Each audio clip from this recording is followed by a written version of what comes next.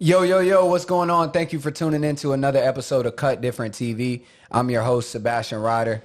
And today, man, we got somebody coming from the East Side, man. He hard, but it's ironic because he got a project coming out called Soft Gangsta. We're going to get into that, and we're going to get into much more. We got my dog, Eastside Lenny, in the building. What's going on, man? Like he said, it's Eastside Lenny. Like he said, the softest gangster around, man. Soft sometimes, gangster sometimes. And yeah, I'm here to rock. Yeah, for sure, bro. And we appreciate you joining us. And Appreciate off you having camera, me. we was talking about a whole bunch of shit. You know what I'm saying? Yeah. And we was getting into it. We like, hold on, all right, big cheddar behind the boards. Like, yo, save it for the camera. So we gonna get into all that. But I want to give you. So the purpose of Cut Different TV is, obviously you a talented artist. I saw you at at a venue in Brooklyn performing. Great crowd control, great performance overall, and that stuck out, right? And right there, I was like, damn, he cut different. But it's always something you want to hear from the horse's mouth, right? Like, what makes you different as an artist? And, talk about your journey a little bit, how you got here. What makes me different as an artist? I feel that, in this modern day and age of everybody, kind of leaning into the artist side, the fact that I respect it so much first as a fan and then approach it as an artist, that's making it second. I feel like that kind of separates me. I don't, with all due respect, I don't see a lot of people respecting their craft, taking time with their craft or just really paying attention to the small details of what music once was and stuff. Like a lot of my idols, that's what they did. They took their time, and I feel like I'm a breath of fresh air for anybody who like gets an air on me because they can tell whatever I did, I took my time with it. Word. And who are some of those idols? Some of those idols, when it comes to like the taking your time for work, literally like Prince. I watched so many Prince interviews and his mindset on how he just wouldn't budge, bro. Like he would not budge for his art and his craft. You know what I mean? He took his time. He took his time knowing that, he was also the producer on it, guiding the song from its inception to the end. But yeah, this Prince is modern day. There's Travis Scott, how hands-on he is. There's Kanye West. There's A$AP Rocky when you want to mix it in with the visuals and stuff, because I'm huge on my visuals too as an artist. Anybody that's really like respecting the craft right now, and I'm sure that you can tell is respecting the craft, I'm also a fan of 100%. I can go on all day of who's my idols and whatnot. Word. That's what's up, bro. I appreciate you sharing that. And so the idols and the inspiration, we covered that, and we're going to talk about the upbringing and the foundation and kind of how you establish your identity. But let's talk about the creative process, because I thought one thing in pre-production that we talked about is, hey, like, not only, when you see the finished, when, you watching sees the finished product from Eastside Lenny, they see the track, they'll see the music video with the dope visuals, but a lot of the times they're not on the live videos, right? Like they're not seeing everything that goes into the creation of the music, but you do it all. Right. You're not just an artist, a vocalist. You're not just a producer. You're not just a writer, but you combine all those things, which I feel like is also something that not a lot of artists have the capability to balance it all. So talk 100%. about that. How did you acquire all those skill sets, and what goes into creating a Eastside Lenny project or track? And just because I do all those things, I just want to prefix this with this part. Just because I do all those things, I never feel like I'm better than the next man. I just know that my skill set is like my skill set, you know what I mean? And the reason for like me being able to do all those things is just basically out of necessity. I never had nobody to hand me these things. When I chose to pursue music, I didn't have OGs around me that I can, go and, hey, how do I record myself? How do I do this? How do I go do that? I had to go find those people. And once I did find those people, those are my friends to this day. You know what I mean? That's my team to this day.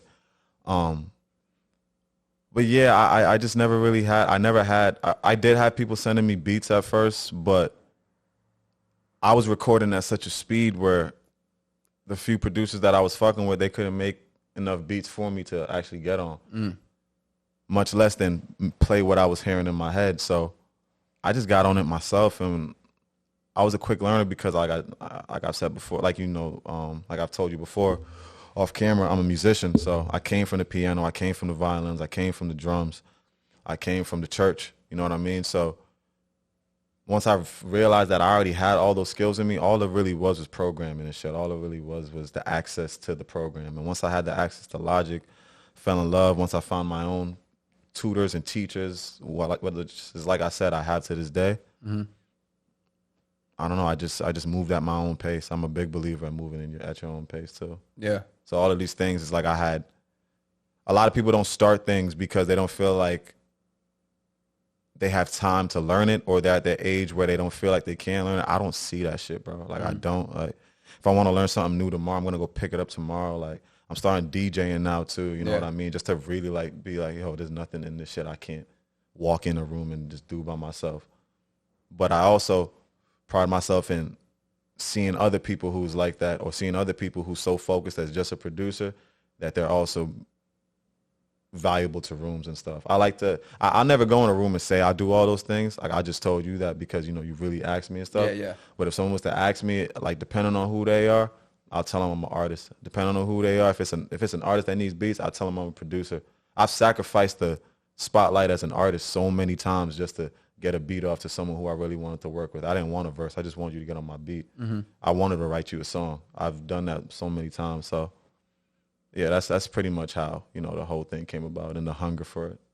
Yeah, that's fire, bro. And I feel like that's something like whether you're an artist, whether you're a creative, producer. I would consider a producer an artist as well. Even writers, anything that you do 100%. creatively. Like I feel like I speak with a lot of creatives, a lot of artists, obviously, and the hardest thing when you're networking or when you're meeting with people is like somebody asks you what you do. A lot of artists have jobs, outside of being creatives, right? And some people who are just 100% artists, it's like, okay, well, what do you do? In your case, you do so many different things. So the fact that you're able to be a chameleon in those different spaces, if it's an artist and they're like, yo, I need a producer, you can plug into that without ego. If Right. That's And something dope. I my father's and both of my parents are educators. So by birthright, I always like try to educate. And I've tried to kind of like cut back on it because sometimes I sound like I'm telling people what they should do rather than, what I would do, and then letting them be inspired by it. But I'm saying that because I try to coach so many people that I meet that's the same way. Like, I know you're talented as this, bro. Like, or like the designer thing. I meet so many designers that tell me I'm a designer, I'm a fashion designer, I'm this, I'm that, I'm everything. I'm a stylist, I'm this, I can do this, I can grab, you know what I mean? And it overloads any artist that you're talking to the point of where you probably beat yourselves out of all those doors, that instead of just saying like you was a stylist and then get in there. And then if he needs something that day, be like, hey, well, let me just try. You know what I mean? I've never seen it go right when you overload someone like that, bro. I've never seen it go right. Yeah, You know and what it I mean? also gives off the perception that if you ask me what I do and I tell you, oh, I design, I do music, I do media, I do da-da-da-da, I do X, Y, Z. I'm going to ask you what you a master at, though. Exactly. Like, yo, like, okay, well, like, what are you really good at? Right. Because you can do a whole bunch of shit. Right. But, like, how can you add value to me? Right. And I feel like when you're able to, like you said, bring value to the person and be a high value individual, regardless, it doesn't matter in that moment that you are a dope artist. It matters in that moment that this person needs a producer. You can plug in and be that. Right. We could talk about this forever. You know what I'm saying? 100%, honestly. But yeah, I want to, like, this mindset, particularly, you said you come from a household of educators. Right. You spent some time in the Bronx. Ooh, you spent some time in the Bronx early on. Well, born and raised, Yeah. right? And obviously, that's like the inception of hip hop. So the influence there is definitely clear. And then you spent like this last half of your life in Connecticut, which is where, like, that's where all the stock traders and the brokers, they up in Greenwich. Greenwich, and I'm a little past that, and they up that way too. Trust me. Yeah. So I understand the influence being from the Bronx, but then maintaining that creativity in a space like Connecticut where people can't even probably put their finger on a map. It's like, how do you maintain that creativity and develop this mindset that you have?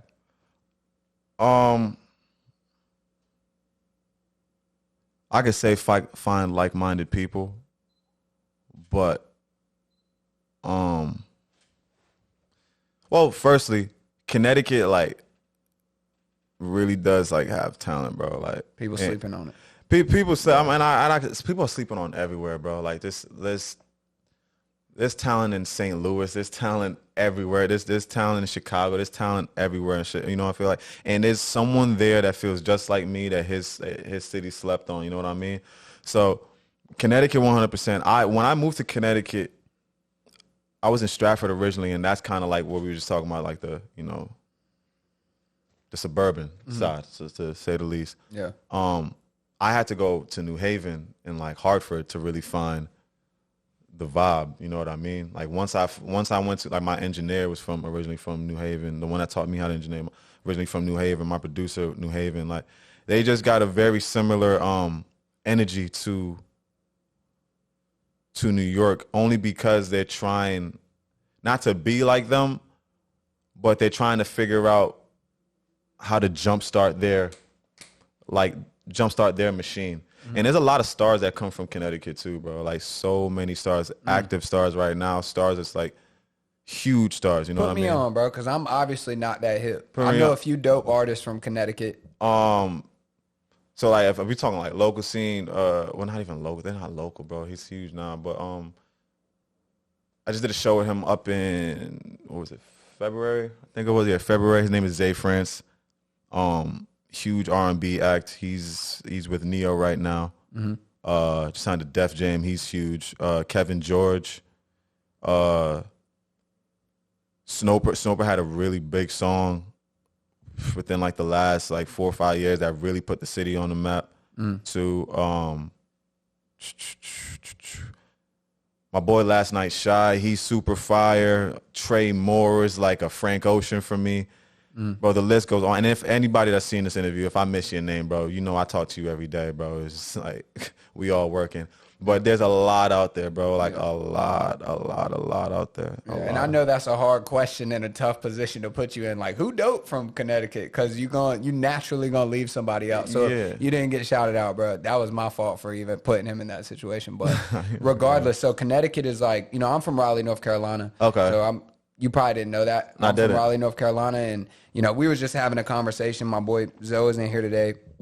He from North Carolina as well, and we were talking like it's so many dope creatives that in that area, and maybe you agree, maybe you don't, but everybody's trying to be that one. Oh yeah, you know what I'm saying? And so because of that, the collaborative space, the community space, sometimes take a hit. Right. So you might see one artist pop up out of this space, and you're like, oh shit, that's the one. Right. But then in the city, like when you just in there, you kind of feel like, all right, the creative energy isn't where it needs to be because it's kind of like crabs in a barrel a little bit. Yeah. Very similar energy back home. Yeah. I mean, but in order to fix the problem, you got to be the solution rather than telling someone the solution. So okay, I show love, bro. Like I have a studio up in Meriden, Connecticut that I do like plug-in events for people to just come and play their music and shit. And it's not like just plugins where we just gonna play your music and then you and your peoples leave. It's like, nah, everybody in the room for the same amount of time. Yeah.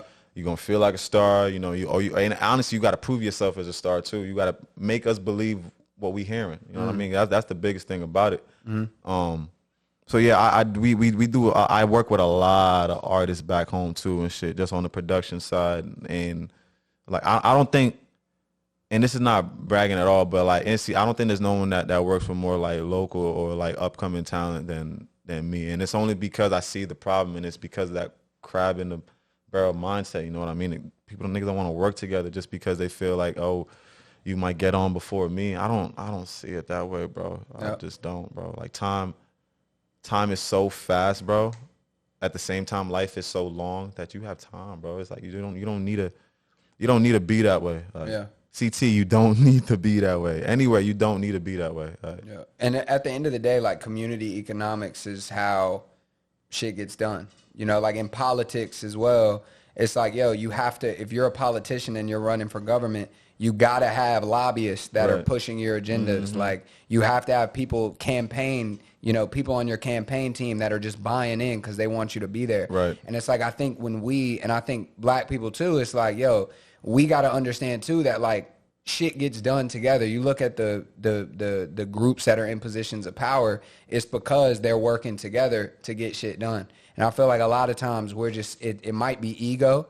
it might It's be where we definitely, come from. You know, everybody comes from different like socioeconomic backgrounds, but it's Right. like shit, like we got to work together. We got to come together. Right. You know, we got to walk up like I did with you at the Meadows. Like, yo, you dope, bro. Like, you got to come on this platform. That's what- Like, people And I sometimes. appreciate that too, bro. Because I'm the same way. If I feel that way about somebody, I'm gonna walk up to you and let you know that right there and then. Hell yeah, Because it don't bro. happen that often. Hell yeah. And sometimes niggas be thinking they too cool. Like, oh, like, you know, I could be that. Like, da-da-da-da. Yeah, you know what I'm saying? And I feel like that's the problem. Yeah. But anyways, so developing your own identity. And I saw you posted a clip, not to like date this, but today you dropped the new track, the dual-sided single. Right. And you shown like a little snippet of the project, right? Mm-hmm. And I seen 38 songs in the playlist. Oh wow, yeah, you saw that. That's crazy. So you be working. But are you putting 38 songs on the project? Nah. Okay, bet. Nah, All right. Nah, I mean, ever since I started working on albums, bro, like I said, like the people who I'm fans of is also how I like made my criteria for what it was to be an artist for myself, not for other people, just for myself. So the Prince could still be dropping right now. You know what I mean? 10 years from this, I could still be dropping right now. Like, God forbid, whatever happens tomorrow, I could still be dropping because I've made that much music, bro. Like, I live, sleep, and eat, shit, piss, all that in the studio, bro. Like, unhealthily sometimes, you know what I mean? And so you seeing 38 songs for that, bro, it's like normally for every album, I'm recording about 500. Damn. You know what I mean? Like, and it's 500 songs for how many on the project?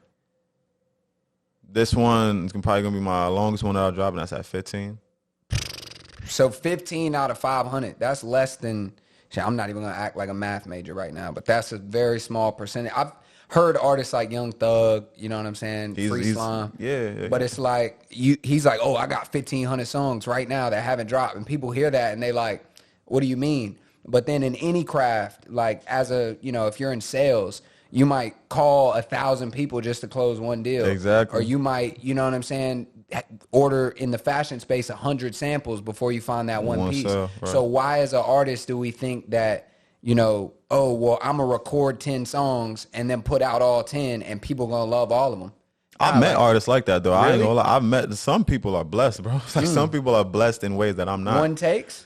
One takes, bro. Like, I've met some people that wanted to make an album and they recorded 10 songs for 10 songs. Like 10 songs for a 10-song album. That's talent. That's their blessing, but it's like that don't make me jealous nor move my bop no type of way. It's like, bro, that's who that guy is. You know what I mean? I am who I am. That's his talent. That's my talent. You know what I mean? So how do you, like I said, I saw 38. I don't even know how I remember that shit, to be honest. But you say you got, for every album, you might have like 500 tracks. Right. So I would imagine in that process of pulling that 15 or that 10 or that 11, how long does it take you to sift through? Because, you got 500 tracks. You're not just, maybe you are, but are you able to just sit there and be like, yo, all right, 305 tracks ago, I recorded this one. This right here, the one. Like, how do you seep through that and understand what you want to put out and what you don't?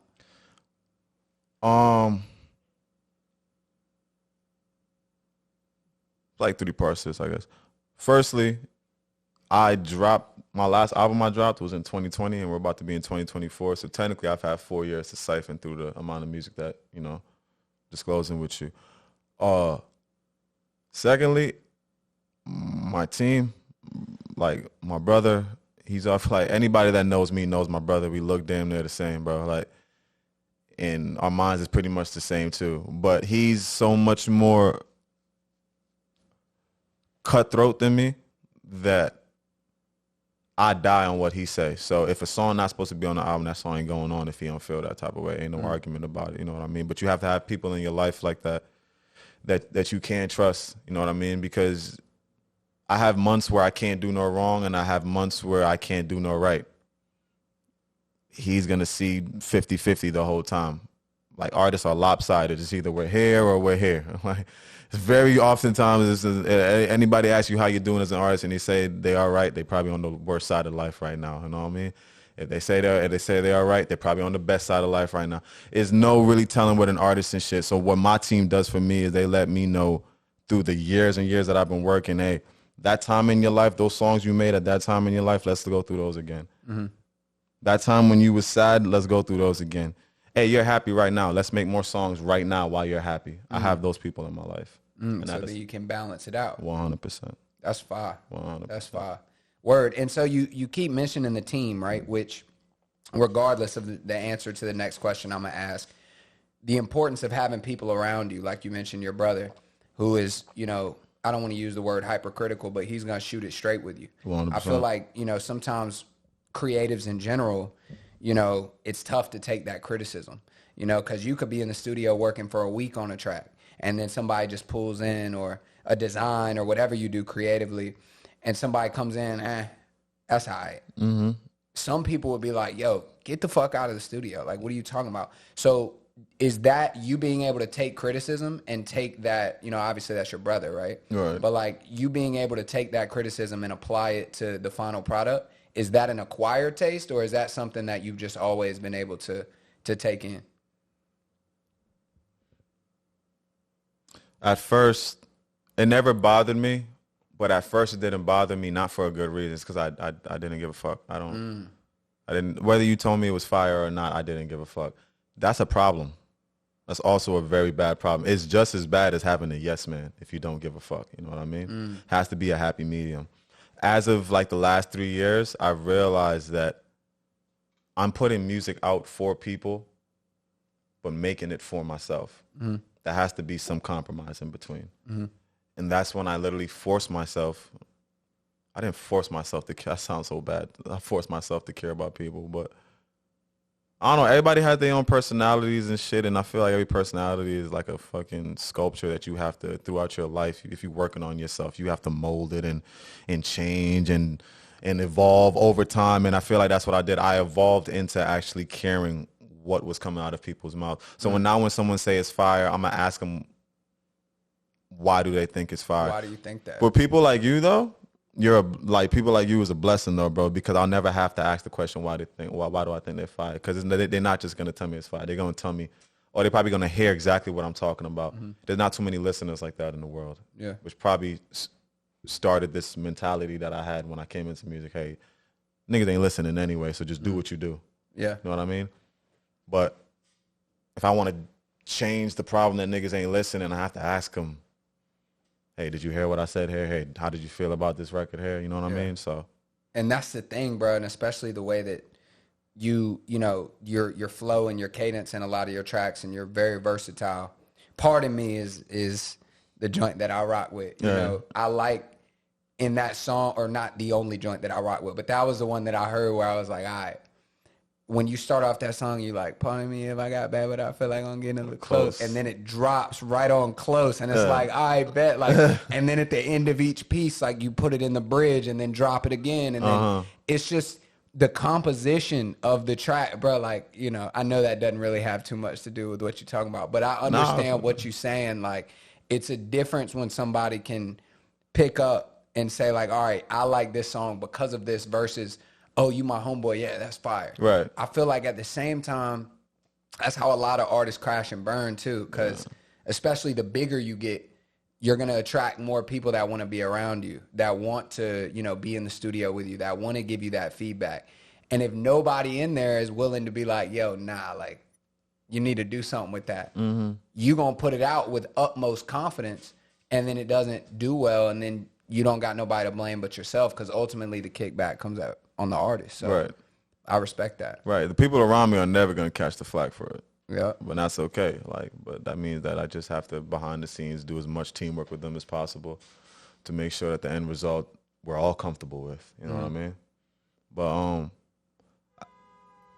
yeah, I really try to, as of late,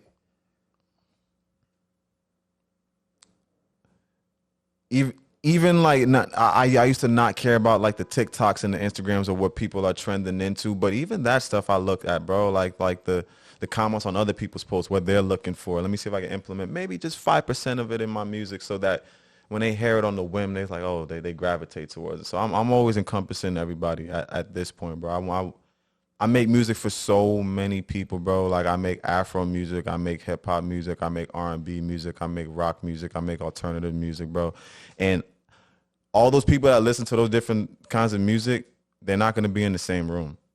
So one day, I might be making that rock song while the trap niggas is in the studio. Interesting.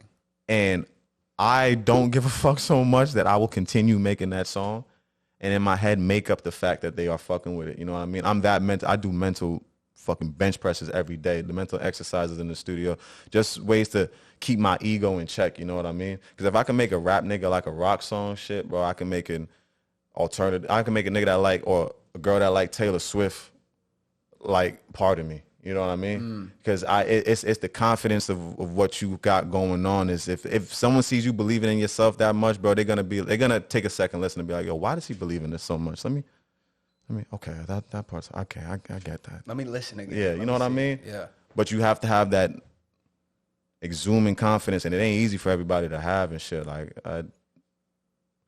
my dad walked like it.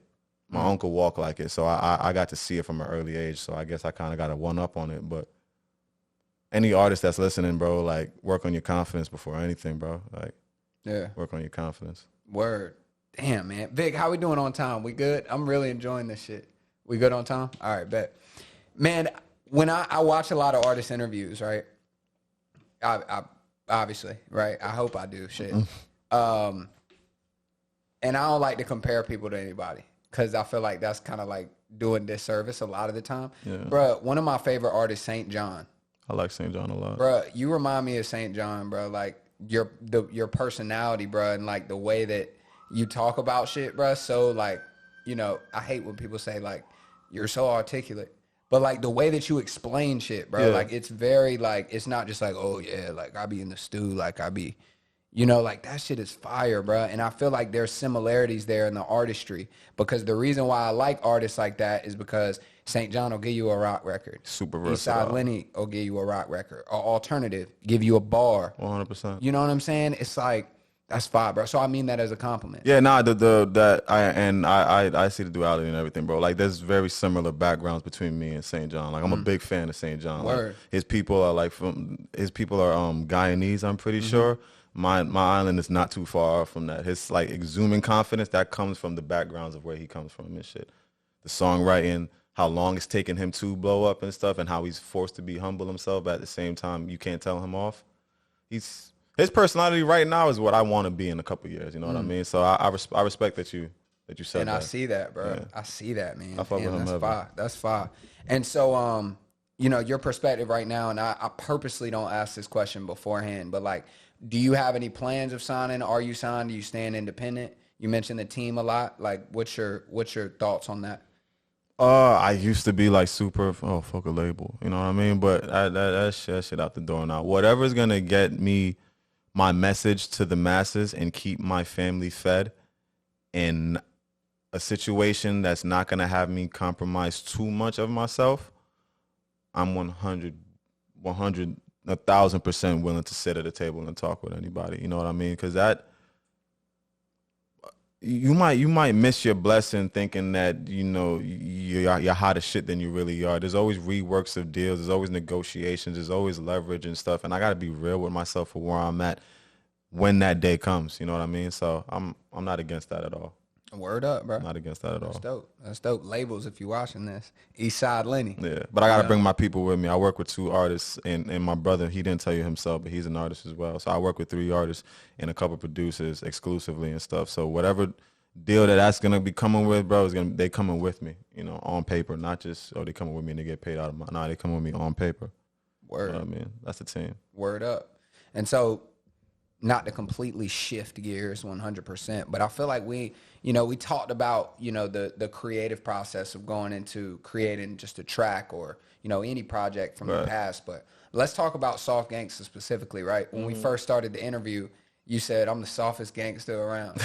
Where does that come from? Where did that title come from? And like, talk about the project a little bit. What can they expect? And if you want to give them a date on Cut Different TV, feel free to do that. I remember all three of those things to do. But why did I say I was the softest gangster? I mean, every album that I've ever put out always had like double, triple entendres on the name. This one, it's actually quite literal once you hear it and once you kind of get my vibe and you meet me.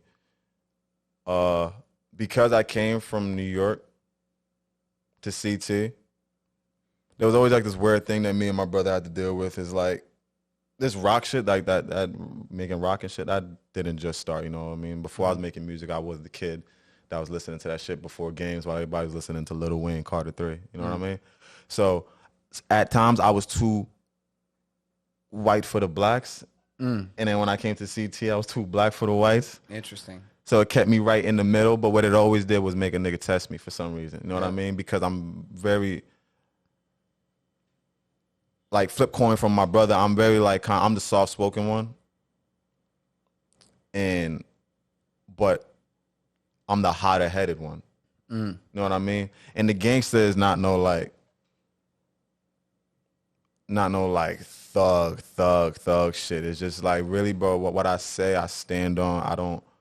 I don't like to lie to my friends. I'm really trying to stop lying to the females in my life. I'll be honest with that one. Yeah. And that's what's gangster to me. You know what I mean? Like, that's the definition of gangster to me. When you don't got to lie to nobody, when you can unapologetically be yourself, that's gangster, bro. And I'm soft-spoken about it. So that's kind of why I kind of, you know, and I just landed on that shit one day, bro. Like I said, like the same way I landed on Eastside Lenny, I landed on this name, bro. I was just making music that was so wavy, but it had like hip hop drums, but at the same time, like R&B melodies. But I don't have a R&B, super R&B voice. So what is this? This is crooning. Is this gangster talk? Is this R&B gangster? This is just like softly gangster, and I just... Soft gangster. Like, you know what I mean? Yeah. So yeah, that's how I landed on that. That's how I landed. And I like I said with the team, I started just telling different people, yo, I think I'm gonna name my shit Soft Gangsta. And they all had a look on their face that was kind of like, I'm lying, bro. Like, he had to say like, word. And then I played them the intro, and then they'd be like, okay, I get it. Yeah, I get it. Further conversation along, and it's like I'm completely bought in. You know what I mean? Word. But right now I'm just perfecting the relationship that the album has with me and my team right now. We're trying to hone that in to the point of where on the first listen someone gets the whole total package. I don't have to have that conversation with them. Any conversation after this album I have with people who's listening is a bonus. Because this is so straight to you, like, you know exactly what was going through this man's mind when it was happening. It's very relatable to the album. You know what I mean? So yeah, it's soft, but it's gangster, for real. Word. Yeah. And so you mentioned, I ain't going to push you for a release date. I could have asked again. Nah, it's in January for sure. I'm trying to do like the second week of January. I'm going to tell you that right now. Yeah. Okay, bet. All right, well, shit, I ain't had to put it. Fire, bro. That's what's up. So January 2024, Soft Gangsta.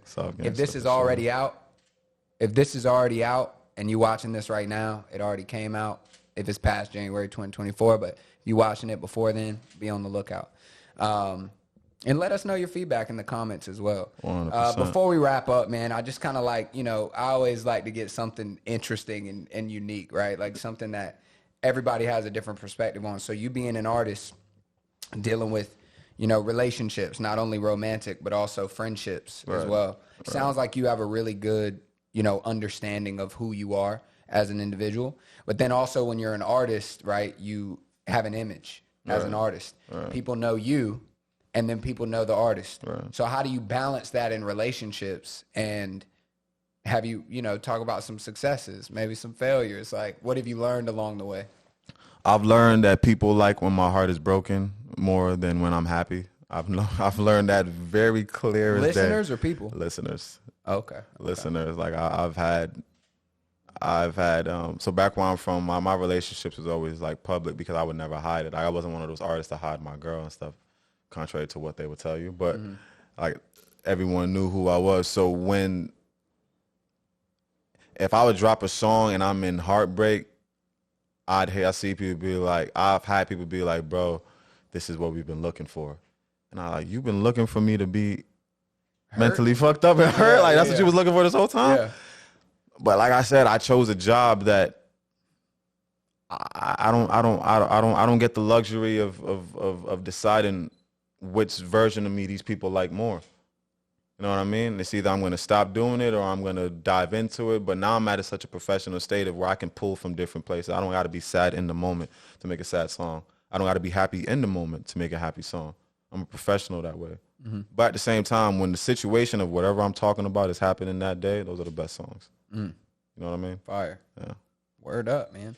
And so, you know, when you wake up in the morning, you might wake up as Eastside Lenny. Right. You might wake up as your Gubby. And then you got hit that switch. Right. You feel me? Right. What do you tell yourself? Like, what is a motto that you live by that allows you to, you know, balance the highs with the lows, that kind of keeps you in like a state of zen and moving forward with what you're doing? Is there anything that you say like, get this money, or? I am who I am. Okay. Simple as that. I am who I am. And once you have to answer that question for yourself, and I always land at Eastside Lenny if I forget by the time I wake up. But I am who I am. When I'm dealing with what I'm dealing with, if I'm broke as a joke because I just put all my money back into the music, I am who I am. If I'm waking up throwing up because I needed to get a little too lit last night to make the vibe for the music, I am who I am. Like, I am who I am, bro.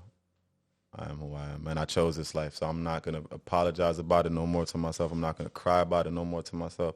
I am who I am. Like, even with my relationships, that's how I tell my last girl, bro, I am who I am. And you knew this. So you knew what it was. It's time for me to start reminding myself every day, you know? Yeah.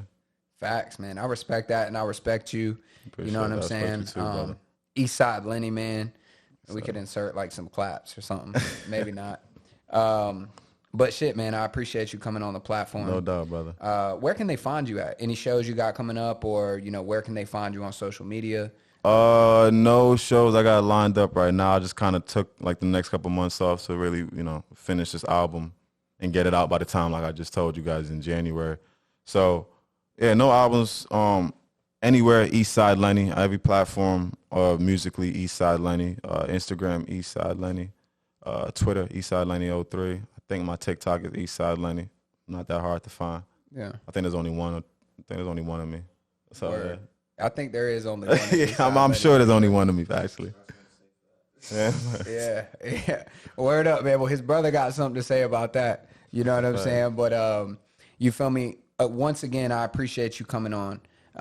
You know, it's always dope when shit is organic. Yeah. You know, like and I feel like this, you know, what I hope to be a long-standing relationship continues to stay organic, and also being here today is organic. So thank you again. And with that being said, man, like, comment, and subscribe on the video. You know what 100%. I'm saying? Subscribe to Cut Different TV if you enjoyed this interview. We about to do some live music as well. So if you love that, subscribe, share it with your friends, and drop a like, man. It's free. You know what I'm saying? So if you hating, stop the hate. And if you hating, you shouldn't even been watching all the way to this point. That's a fact. You know what I'm saying? But anyways, I go by the name of Sebastian Ryder. This is my dog, Eastside Lenny. And thanks for tuning in to another episode of Cut Different TV. Yes, sir. Stay tuned.